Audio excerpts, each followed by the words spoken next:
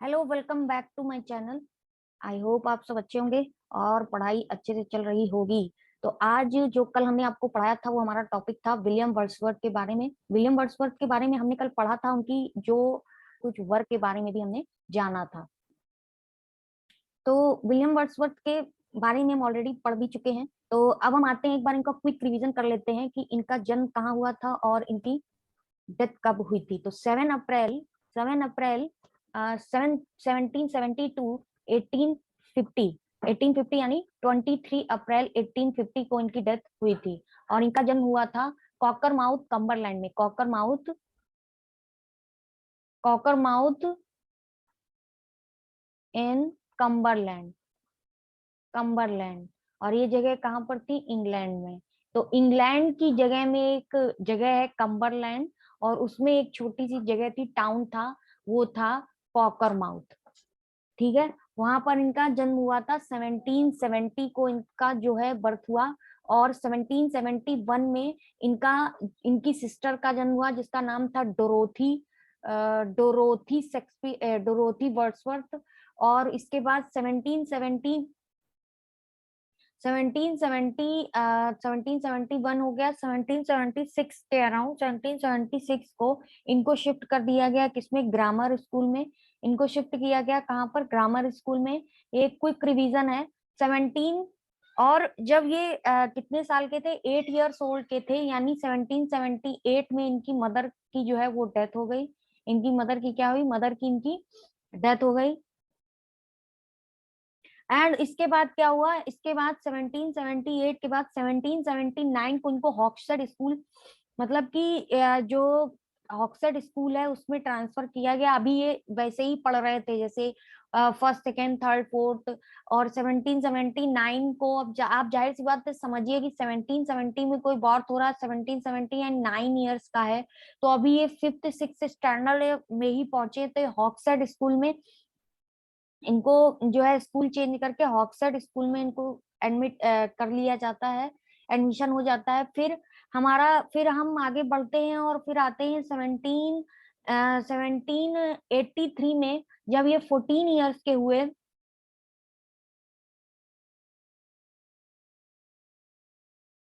14 years के हुए तब इनके फादर की जो है वो डेथ हो जाती है। और इनके फादर का नाम क्या था? John John Wordsworth. और इनकी मदर का नाम क्या था? इनकी मदर का नाम क्या था? इनकी मदर का नाम था एनी कुक्सन। इनकी मदर का नाम था एनी कुक्सन। तो इनकी फादर की डेथ 1783 में हो जाती है। और इसके बाद 1787 में ये अपनी कैम्ब्रिज यूनिवर्सिटी से अब बीए करना शुरू करते हैं। 1787 से कैम्ब्रिज कैम्ब्रिज यूनिवर्सिटी से ये बीए करना स्टार्ट करते हैं। कैम्ब्रिज यूनिवर्सिटी 1787 में। कैम्ब्रिज यूनिवर्सिटी में कौन सा कॉलेज होता है? कैम्ब्रिज यूनिवर्सिटी है तो कॉलेज कौन सा था? John's college, saint John's college. वहां से ये शुरू करते हैं अपनी पढ़ाई। और 1790 से ये टूर पर निकल जाते हैं, किसके? फ्रांस के टूर पर, स्विट्जरलैंड के टूर पर और जर्मनी के टूर पर ये निकल जाते हैं। 1791 में ही मेट एनेट वॉलेन एनेट वर्लन से ये मिलते हैं, और उससे एक इलेस्टिमेट डॉटर 1792 में बॉर्न होती है जिसका नाम होता है कैरोलिन। इसका नाम क्या होता है? कैरोलिन इनकी डॉटर है, फर्स्ट डॉटर, जिसका नाम होता है कैरोलिन। फिर ये 1793 में इनका एक कलेक्शन आया था, डिस्क, जो फर्स्ट वॉल्यूम कलेक्शन कहा जाता है। वो फर्स्ट इनकी पोएम थी एन इवनिंग वॉक थी। और जो फर्स्ट इनका पोइट्री कलेक्शन कहा जाता है वो कहा जाता है डिस्क्रिप्टिव स्केचेस। ठीक है, ये हो गया 1793 में। 1795 में ये अपना ये 1795 में ये अपना हाउस सेट करते हैं। 1795 में और किससे मिलते हैं? कोलरिज से इनकी मुलाकात इसी ईयर में होती है। कोलरिज से इनकी मुलाकात 95 में। एंड 1797 में कोलरिज के साथ मिलकर इनकी फ्रेंडशिप इतनी बढ़ जाती है कि कोलरिज के साथ मिलकर एक वर्क करना शुरू करते हैं। और 1798 में इनका एक वर्क आता है, लिरिकल बैलेट्स, जो कि कोलरिज और वर्ड्सवर्थ का कोलैबोरेटिव है। बैलाड लिखते हैं ये।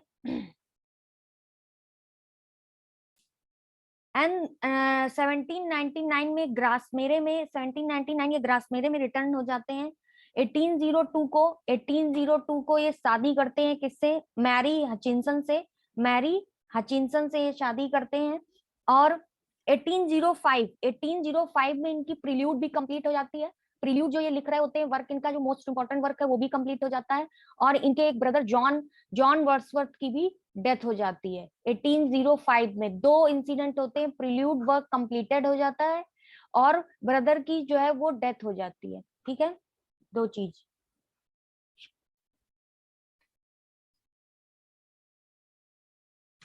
नेक्स्ट आता है 1843 में इनको पोएट लॉरिएट से नवाजा जाता है। और 1850 में इनकी डेथ हो जाती है और उसके बाद द प्रील्यूड वर्क इनका पब्लिश करती है कौन, इनकी वाइफ मैरी हचिंसन। तो ये इनका जो है वर्क था। अब आते हैं, कल हमने कुछ वर्क पढ़े थे, आज इनका वर्क है एक टू द कुकू। ये इनका एक वर्क है, एक lyric is among the best third poems of Wordsworth, written in 1802. It reminds us of his On to a Skylark or Sally Ode to a Skylark. All the three worlds are spirit or voices rather than birds. तो ये जो poem थी to a Kuku, ये poem है William Wordsworth की poem. Best poem कही जाती, best world bird poem कही जाती है। और ये रिमाइंड कराती है उनकी टू अ स्काईलार्क, और सेली की ओड है जो to a skylark, ode to a skylark. Shelley की है ओड टू अ स्काईलार्क और इनकी टू अ स्काईलार्क। सेली की है ode to a skylark. All the three words are spirits voices rather than birds. तो ये इससे बस इतना ही जानना जरूरी है, 1802 में ये रिटर्न हुई थी। नेक्स्ट इनका वर्क है the solitary reaper. It is lyric written in 1807 during Wordsworth tour to Scottish highland in 1802 with his sister Dorothy Wordsworth. ये एक लिरिक है सोलिटरी रीपर जो कि 1807 में लिखी गई।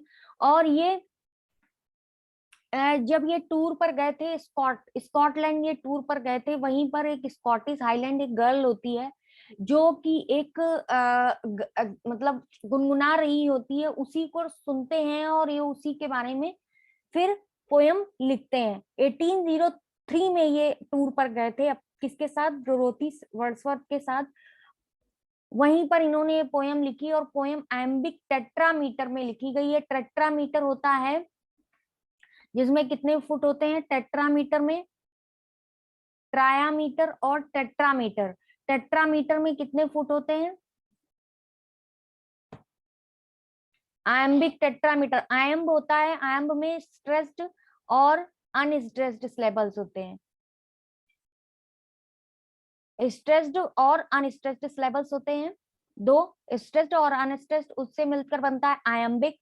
और टेट्रामीटर में कितने फुट होते हैं, 3 फुट होते हैं, टेट्रामीटर में 3 फुट होते हैं। It has 32 lines 4 stanzas. तो 4 स्टेंजा है किसमें, टू द सॉलिटरी रीपर में 4 स्टेंजा है।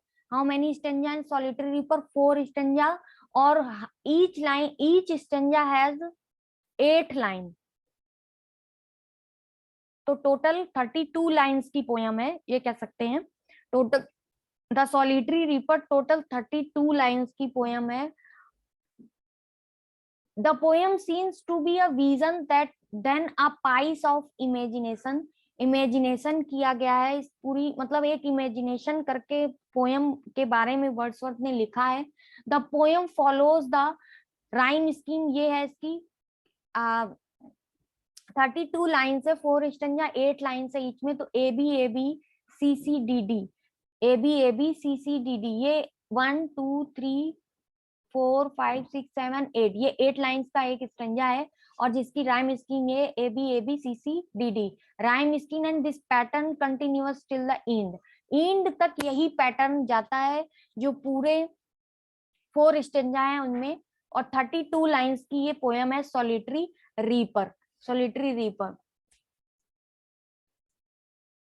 नेक्स्ट आता है ये पोयम इनकी द डैफोडिल्स।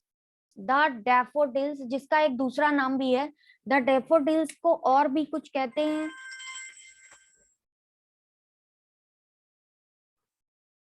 अरे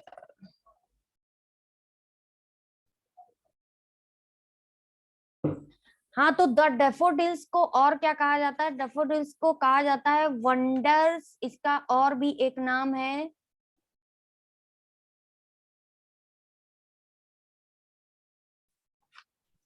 डैफोडिल्स को एक और भी कहा जाता है, क्या कहा जाता है भाई? I wandered lonely as a cloud. I wandered daffodils भी कहा जाता है, और एक ये भी नाम है, I wandered lonely as a cloud, as a cloud. ये डैफोडिल्स और ये I wandered lonely as a cloud. तो ये this is a short lyric composed at, ये क्या लिखा है? कंपोज्ड एट, ये कुछ रॉन्ग लिख गया, टाइप हो गया। एंड ग्रास मेरे इन 1804, 1804 को ये ग्रास मेरे में जो है कंपोज की गई और पब्लिश की गई 1807 को। तो ये कंपोज्ड यानी रिटर्न की गई है, लिखी गई है 1804 को। द डैफोडिल्स जो है वो 1804 को लिखी गई है और पब्लिश्ड की गई है 1807 को। और it is one of the best poems of Wordsworth which dwells on the scene of nature such as daffodils dancing sprightly in large number and waves dancing in the lake, written in iambic tetrameter and four stanza, again repeat four stanza daffodils। और एक हमारी poem थी the solitary reaper, इन दोनों में four stanzas हैं, four stanzas of 6 line, और solitary reaper में four stanza of 8 line, 8 line, यानी उसमें थी टोटल 32 लाइंस, और इसमें द डैफोडिल्स में है टोटल 24 लाइन। द डैफोडिल्स में 24 लाइन, तो कंफ्यूज नहीं होएगा। सॉलिटरी रीपर में भी फोर स्टेंजा ऑफ 8 लाइन, और डैफोडिल्स में four stanza of 6 line. 24 lines की ये टोटल पोयम है, और इसका दूसरा नाम है वेंडल्ड लोनली एज अ क्लाउड। तो राइम स्कीम इसकी बनती है ए बी सी सी, और उसमें थी ए बी, सॉलिटरी रीपर में ए बी सी सी और डी डी, क्योंकि 8 लाइन थी, ये है 6 लाइन की, यानी 24 लाइंस की है क्या? The daffodils, published in 1807 and composed in 1804, और ये हमारी थी 1802 को in the collection poem in 2 volumes. इसमें ही पब्लिश हुई थी, किसमें? पोएम इन 2 वॉल्यूम्स में। Wordsworth revises the poem, Wordsworth ने इस पोएम को रिवाइज किया है 1815 को। वर्ड्सवर्थ ने इस पोएम को क्या किया? रिवाइज किया है। कब रिवाइज किया है? 1815 को वर्ड्सवर्थ ने रिवाइज किया है द पोएम इन 1815। 1815 को इस पोएम को वर्ड्सवर्थ ने रिवाइज किया है अगेन। कंपोज्ड कौन सी पोएम है ये? डैफोडिल्स। कंपोज्ड हुई है 1804 को, और पब्लिश्ड हुई है ये पोएम, पब्लिश्ड हुई है ये पोएम कब? 1807 को, और रीपब्लिश्ड हुई है 1815 को। कौन सी पोएम पब्लिश्ड हुई है? The daffodils, the daffodils. एक इनकी और ओड है जो हमने कल बताई थी, ओड इंटीमेशन ऑफ इमोरलिटी, वो भी सेम है, वो भी सेम इसकी तरह नहीं, रिपब्लिश्ड की डेट उसकी भी 1815 है। बाकी 1807 को वो भी पब्लिश्ड हुई थी और 1815 को रिपब्लिश्ड हुई थी। उसमें टाइटल जो है ओड इंटीमेशन इमोरलिटी में इंक्रीज हो गया था। तो और उन्होंने क्या किया, जब 1815 में रिपब्लिश किया तो उसमें कुछ चेंज कर दिए उन्होंने, रिप्लेस कर दिया डांसिंग वर्ल्ड को गोल्डन वर्ल्ड के साथ, और अलोंग वर्ल्ड को बिसाइड वर्ल्ड के साथ चेंज कर दिया, 10,000 वर्ल्ड को फ्लटरिंग वर्ल्ड के साथ चेंज कर दिया, और ऐड कर दिया एक स्टेंजा और ऐड कर दिया। he then added a stanza between the first and second and changed laughing को जोकुन से इन्होंने चेंज कर दिया। The last stanza was untouched, last stanza इन्होंने टच नहीं किया। बाकी जो 3 स्टेंजा थे, 4 स्टेंजा थे, 3 स्टेंजा नहीं 4 स्टेंजा थे 4 लाइंस के, उसमें इन्होंने फर्स्ट और सेकंड में चेंज किया, लाफिंग को जोकुन वर्ड से चेंज किया, जोकन वर्ड से, डांसिंग को गोल्डन वर्ड से चेंज किया, और अलोंग को बिसाइड वर्ड से, 10,000 वर्ड को फ्लटरिंग वर्ड से इन्होंने चेंज कर दिया। ठीक है, अब नेक्स्ट आती है इनकी पोएम टू अ स्काईलार्क, और ode to a skylark PB Shelley की है। It was written in 1825 and published in 1827। तो ये कहीं मैच नहीं होती है 1802 1807, क्योंकि मोस्टली जो इनकी पोएम्स हैं वो 1802 को कंपोज हुई है, 1807 को पब्लिश हुई है, जिसमें बहुत कंफ्यूजन हो सकती है। बट टू अ स्काईलार्क बिल्कुल डिफरेंट है, 1825 को रिटन है और 1827 को पब्लिश्ड है। 1825 टू अ स्काईलार्क 1825 को रिटन है और 1827 को पब्लिश्ड है।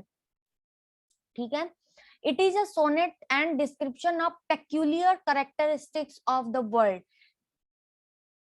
एक वर्ल्ड के बारे में कैरेक्टरिस्टिक्स बताई गई है इस पोयम में। टू अ स्काईलार्क में इतनी इंफॉर्मेशन इनफ है। रिटन है 1825 में और पब्लिश्ड है 1827 में। नेक्स्ट आती है poem the world is too much with अस।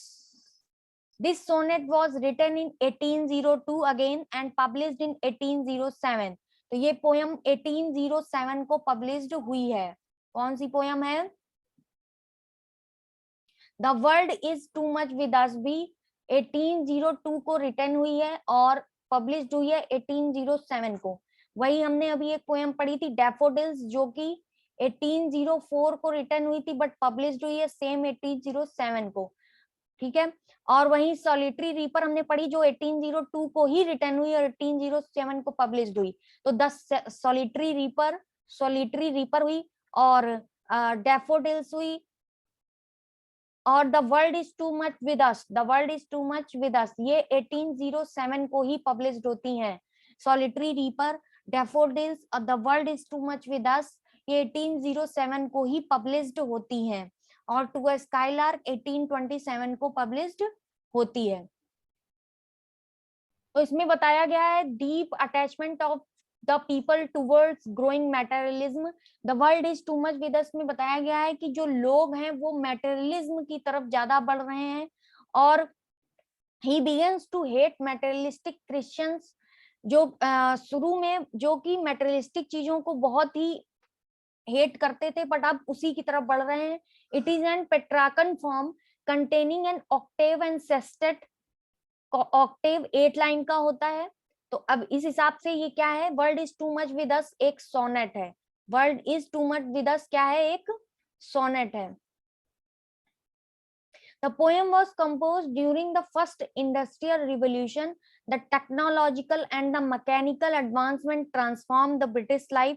इसमें दिखाया गया है इस सोनेट में कि टेक्नोलॉजी और जो मैकेनिकल एडवांसमेंट से ब्रिटिश लोगों की लाइफ जो है ट्रांसफॉर्म हो गई थी। And poet talks about 3 loss, 3 तरीके के लॉस के बारे में पोइट ने बात की है, इकोनॉमिक, स्पिरिचुअल एंड कल्चरल। 3 तरीके के लॉस होते हैं इसमें पोएम में, जो कि होते हैं कौन कौन से लॉस होते हैं इस पोएम में। इस पोएम में लॉस होते हैं 3 तरीके के, एक होता है इकोनॉमिक, एक होता है स्पिरिचुअल और एक होता है कल्चरल लॉस होता है। और ग्रीक गॉड के बारे में बताया गया है जो नाम है प्रोटियस और ट्रिटॉन। ग्रीक गॉड के बारे में इसमें बताया गया है world is too much with us में ग्रीक गॉड प्रोटियस और ट्रिटॉन के बारे में बताया गया। क्वेश्चन आ सकता है कि प्रोटियस और ट्रिटॉन जो गॉड है किस पोयम में बताया गया है, तो the world is too much with us में इनका एक्सप्लेन किया गया है। और ये एक एंशिएंट गॉड होते हैं, पुराने समय के गॉड हैं ये, जो ग्रीक माइथोलॉजी है उसमें एक्सप्लेन किया गया है। और ये दोनों ही एसोसिएटेड हैं किससे, सी से, समुद्र से ही रिलेटेड हैं और उसी के ही एंशिएंट गॉड कहे जाते हैं। तो प्रोटियस एक प्रॉफिट होता है, प्रोटियस एक प्रॉफिट होता है और सी का एक प्रॉफिट होता है और ट्राइटन जो है उसका बेटा होता है, सन होता है, प्रोफिट का एक सन होता है ट्राइटन। प्रोटियस प्रॉफिट और ट्राइटन उसका बेटा होता है और ये ग्रीक गॉड होते हैं। और ये एक्सप्लेन किया गया है the world is too much with us में। नेक्स्ट आती है इनकी poem Laodamia. Laodamia 1814, it was written under the impact of Virgil. ठीक है, वर्जिल के इम्पैक्ट से इन्होंने ये पोयम लिखी। In it Wordsworth has presented conflict between reality and appearance. Reality और अपीरियंस के बीच में जो भी वाद विवाद है उसको प्रेजेंट किया है किसमें, लाओडामिया में। लाओडामिया पोयम में इन्होंने प्रेजेंट किया है और ये वर्जिल के इम्पैक्ट से इन्होंने लाओडामिया पोयम लिखी है। और इसमें conflict between the reality and appearance, जो चीजें दिख रही हैं और उसके पीछे उसकी रियलिटी क्या है, इस पे पोइट ने डिस्क्राइब किया है। नेक्स्ट आती है पोयम इनकी the table turn. It was written in 1798, collection lyrical ballads publish हुआ था, उसी के अंदर ये पोयम टेबल टर्न पब्लिश की गई थी। वर्ड्सवर्थ व्यू था, जितने भी व्यू थे वर्ड्सवर्थ के टेबल टर्न से रिलेटेड, वो सारे व्यू रिलेटेड थे किससे, नेचर से रिलेटेड थे।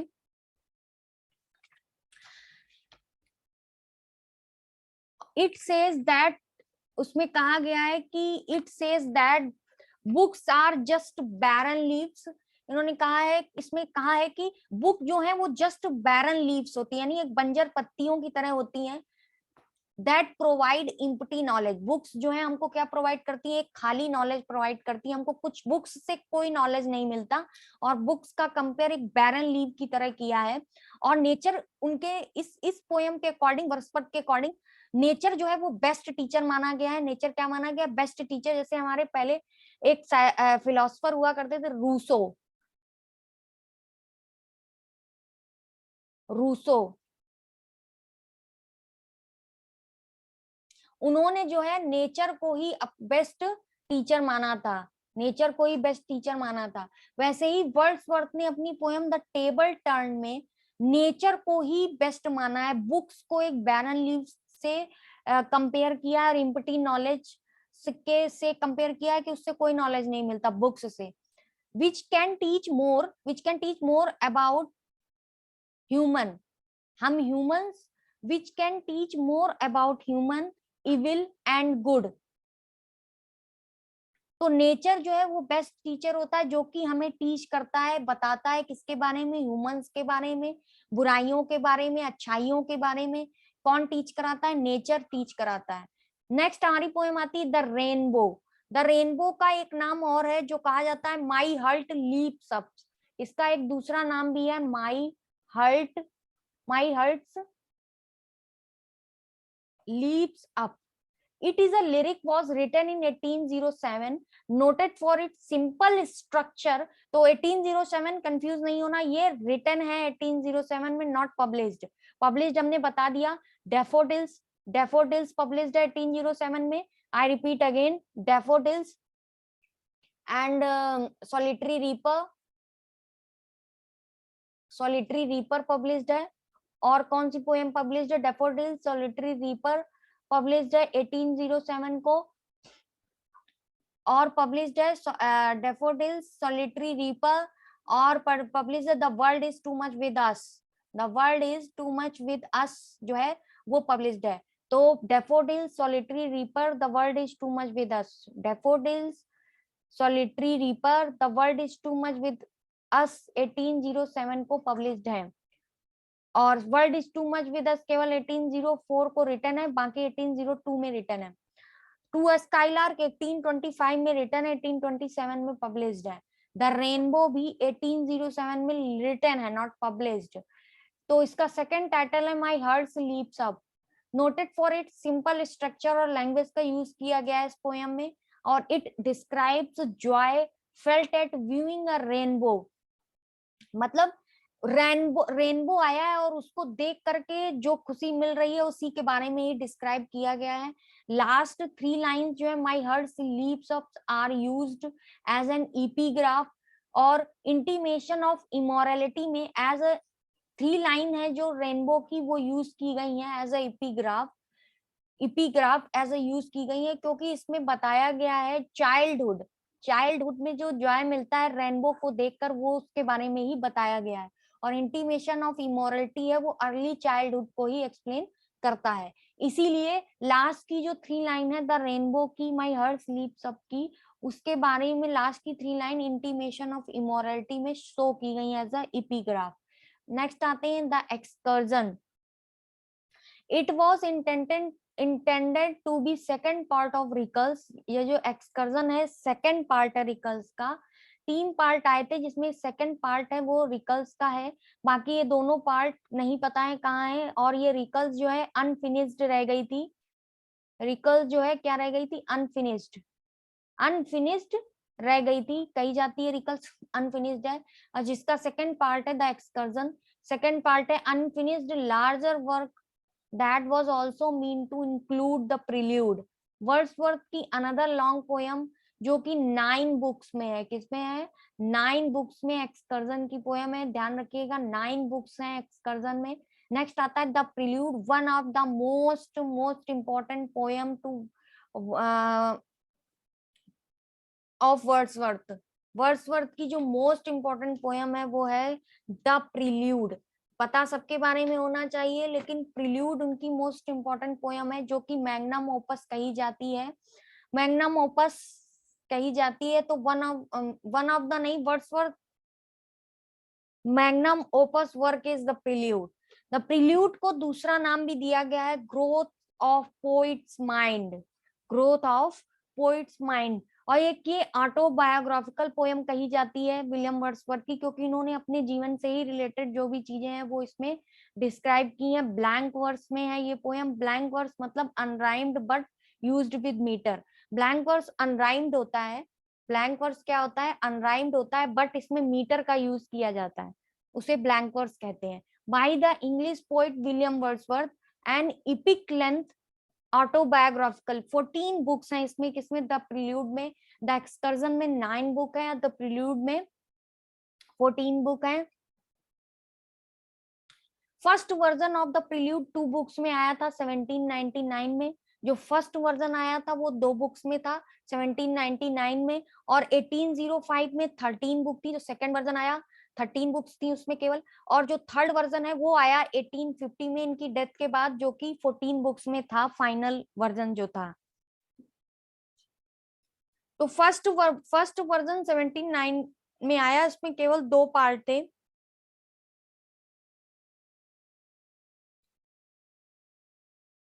इन्होंने लिखना 1798 में शुरू किया था, बट जो फर्स्ट वर्जन 1799 में आया तो उसमें केवल इनके 2 ही पार्ट थे।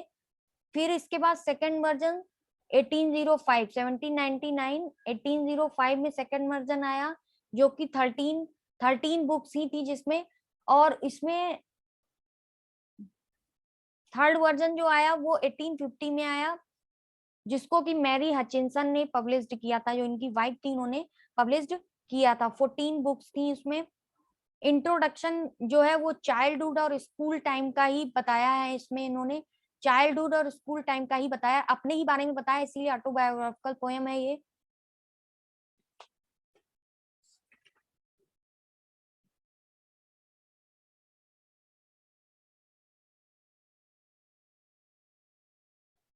तो ये इनकी मोस्ट इंपॉर्टेंट पोएम है द प्रिल्यूड, जिससे जानना इतना ही जरूरी है कि इसका फर्स्ट वर्जन जो आया था वो कब आया था।